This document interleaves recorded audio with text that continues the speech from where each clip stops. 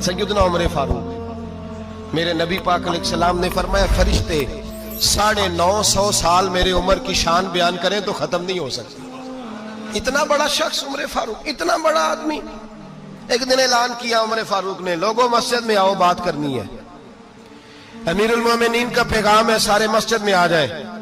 खचाखच मस्जिद नबी सहाबा से भर गई। और ऐसा जब ऐलान होता था तो सहाबा दौड़ के आते थे, शायद कोई जंग है, शायद किसी ने हमला कर दिया है, शायद कोई नई बात है। दौड़े आए लोग, मस्जिद नबी खचाखच भर गई। सैयदना फारूक आजम रदी अल्लाह तआला अन्हु मिंबर पे बैठे। हजरत अब्दुर्रहमान इब्ने औफ रदी अल्लाह तआला अन्हु फरमाते हैं कि सहाबा तजस्सुस के देख रहे हैं कि पता नहीं किसी तरफ से पैगाम नहीं आ गया, कोई काफिर हमला नहीं करने लगा, अल्लाह जाने क्या हुआ है, बड़ी परेशानी है। उमर बैठे, अल्लाह की हम्द की, नबी पाक सल्लल्लाहु अलैहि वसल्लम पर दुरूद पढ़ा और फिर उमर फारूक बोले, फरमाने लगे, मैं जब मक्के में रहता था ना तो कभी घर में कहत आ जाता था, कभी कहत आता था घर में, बकरियों के दूध खुश्क हो जाते थे, गंदम नहीं मिलती थी, पानी नहीं होता था। तो फरमाया मेरी अम्मा मुझे खाला के घर भेज देती थी।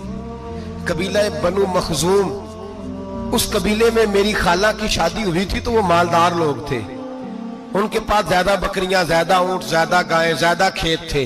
हजरत उमर फारूक फरमाने लगे, मैं उनके घर जाता तो मेरे खालू समझ जाते कि उमर को इसलिए भेजा गया है कि कहत आ गया है। फरमाते हैं वो मुझे सवेरे बकरियां चराने ले जाते, शाम तक मैं उनकी बकरियां चराता।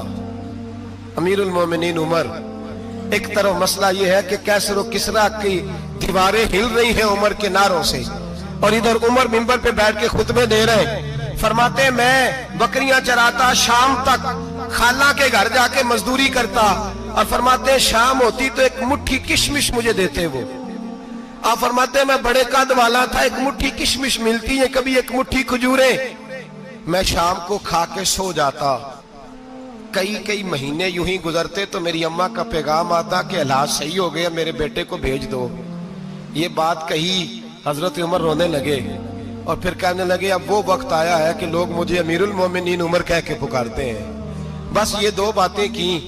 उमर ने कहा चलो जोहर का वक्त हो गया, अजान पढ़ो, उठो नमाज पढ़े, उठो।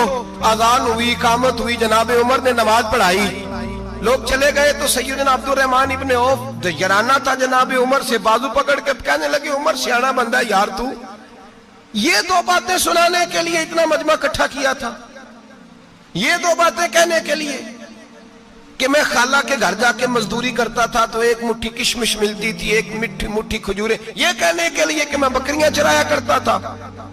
तो हजरत उमर फारूक रदी अल्लाह तआला अन्हु फिर रोए, फिर आंखों में आंसू आए। कहने लगे, अब्दुर्रहमान आज ना मिस्र शाम से कुछ लोग आए थे और वो बता रहे थे कि उमर तेरा डंका वहां भी बड़ा बजता है। वो मुझे कह रहे थे तेरे नाम के वहां भी बड़े दबदबे हैं, बड़े तज़किरे हैं। तो मेरा नफ्स मुझे कह रहा था, उमर देखा तू यहां बैठा है और वहां तेरे नाम का शोर हो रहा है, मुझे इसने बड़ा किया है। तो मैंने आज मुस्तफा के सारे गुलाम इकट्ठे करके अपनी औकात बता दी है। मैंने अपनी औकात बताई है कि मैं कुछ नहीं, कोई शय नहीं, कोई चीज ही नहीं, असी किसी से कुछ नहीं जे लगदे, ना कोई साडा दर्दी। मैंने बताया है कि मैं तो किसी के बकरियां चरा के एक मुट्ठी किशमिश लेके गुजारा किया करता था। गुजारा मुझे मेरे कुछ साथी ना ले गए गुजरांवाला, सर्दियों के मौसम में मुझे कहने लगे स्वेटर पसंद कर ले अपनी मर्जी का। तो मैंने कहा यार मुझे तो वही मजा आता है जो मेरी अम्मा क्रोशिये से बनाया करती थी, वही वो पहले अब्बा पहनते थे, फिर वही स्वेटर बड़ा भाई पहनता था, फिर हमारे खाते में आ गया। और फिर उसकी तारीफें होती थी गुर्बत छुपाने के लिए, उसकी तारीफें होती थी, बड़ी मेहनत से बना है जी, क्या बात है, बड़ा गर्म है, तो अब छोटे भाई को दे दिया जाए। हमने कहा वही जमाना देखा है, वही रंग देखा हुआ है और उस पर फख्र है। अब तो लोग जब कुछ हो जाता है ना, 2-4 लोग जानने लगते हैं तो लोग फटाफट दावा कर देते हैं खानदानी रईस आज़म हूं, बड़ी बात है। ऐसी कोई बात नहीं, जिसको अपना आप याद रहता है उसे खुदा भी याद रहता है, जिसे अपना आप याद रहता है उसे रसूलुल्लाह भी याद रहते हैं, जिसे अपना आप याद रहता है उसकी नजर में दूसरे लोग भी कुछ होते हैं। मैं उम्रे के लिए, हज के लिए जाता रहता हूँ, रब मुझे اپنے فضل سے بلا لیتا ہے. تو میں ایئرپورٹ سے نیچے اترا تو ایک صاحب میرے جاننے والے تھے, دوڑ کے آئے اور مجھے کہنے لگے کیا بات ہے, سنا ہے اس دفعہ آپ سعودی ایئر لائن سے آئے, سیدھا مدینہ شریف آئے, کیا بات ہے آپ کی؟ اور میں نے کہا صاحب چھوڑ دیں, میں بھی جب پہلی دفعہ آیا تھا تو میں بھی بڑا گور گور کے ایئرپورٹ دیکھتا تھا, میں نے کبھی دیکھا جو نہیں تھا, میں بڑا گور گور کے دیکھتا تھا, کوئی ایسی بات نہیں ہے, یہ نظام قدرت ہے, بادشاہ کے فیصلے ہیں, وہ جب چاہتا ہے جس طرح کے چاہتا ہے فیصلے فرما لیتا ہے, تو یہ اس کے فیصلوں کی بات ہے. ہم لوگ نا جس حیثیت پہ ہوتے ہیں وہیں رہ جاتے ہیں, پچھلی بات بھول جاتے ہیں, اس لیے ہم چاہتے ہیں جو بھی ہمیں ملے جھک کے ملے, جو بھی آئے, اور یہ میرا آپ کا سب کا مشترکہ معاملہ ہے. میرے نبی پاک صلی اللہ تعالی علیہ وسلم نے صحابہ سے پوچھا تمہیں بتاؤں جنت کے بادشاہ کون ہوں گے؟ جنت کے عام لوگ نہیں, جنت کے, بولیے گا ذرا, جنت کے اللہ بادشاہ. جنت میں تو جانا بڑی بات ہے, حضور جنت کا بھی بادشاہ, ابن ماجہ میں لفظ ہے. تمہیں پتہ ہے جنت کے بادشاہ کون ہوں گے؟ تو میرے مصطفیٰ کریم صلی اللہ تعالی علیہ وسلم کے غلاموں نے کہا حضور ہمیں نہیں پتا.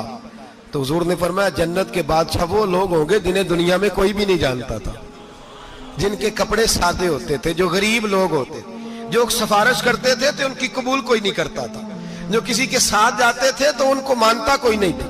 وہ جنت کے بادشاہ ہوں گے, بادشاہ. اور فرمایا قیامت کے دن جب لوگ انہیں دیکھیں گے تو ان پر فخر کریں گے, رشک کریں گے, کہیں گے کیا بات ہے تمہاری. یہاں تو شوق ہی بڑا ہے, غریبوں نے بھی پوسٹر بنائے ہوئے ہیں, ڈاکوؤں, لٹیروں, چوروں کی تصویروں کے ساتھ لگوائے ہوئے, اپنے آپ کو بڑا کرنے کے لیے. آج اختیار کریں, آج اختیار کریں, اپنے آپ کو مٹانے کی کوشش کریں.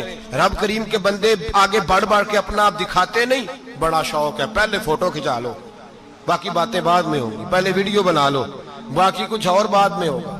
پہلے اب تو پرسوں ترسوں مجھے ایک مولانا کہنے لگے کہ آپ سے میں نے, وہ یہاں جمعہ پڑھنے آتے ہیں کبھی کبھی, میرے دوست ہیں, کہتے ہیں آپ سے میں نے سنا تھا کہ اگر کوئی اس نبی پاک کا فرمان ہے, اگر کوئی نذرانہ دے تو اس کو لے لو, اگر کوئی تحفہ دے تو اس کو, حضور نے فرمایا لے لو اگر تمہیں کو دیتا ہے, اپنی مرضی سے, مانگنا منع ہے, کوئی دے دے تو لے لو, ورنہ ایک وقت آئے گا تم مانگو گے تمہیں ملے گا نہیں, جب کو دے دے تو لے لو. کہنے لگے آپ نے کہا تھا کو دے دے, تو اس وقت سے میں کوئی سوٹ دیتا ہے مجھے میری مسجد کا نمازی تو میں لے لیتا ہوں, کوئی مجھے کوئی اور شے دیتا ہے تو میں آپ سے سن کے, تو اگر میری مسجد کا نمازی سوٹ پکڑاتے ساتھ فوٹو بھی کھینچے تو پھر میرے لیے کیا حکم ہے, وہ خوشبو کی ڈبی دیتے ہوئے ساتھ فوٹو بھی کھینچے, پھر میرے لیے کیا حکم ہے. کہنے لگے رمضان میں یہ حال ہوا ہے کہ لوگ کپڑے دے رہے تھے اور فوٹو کھینچ رہے تھے, کیا چکر ہے, کہاں چلے گیا. غریب آدمی کی عزت نفس کو کچل ڈالا پکڑ کے, ایک جوڑا سال کے بعد امام کو دیا, اس کی بھی تصویر کھینچ کے فیس بک پہ دے ڈالی. یہ ہماری آج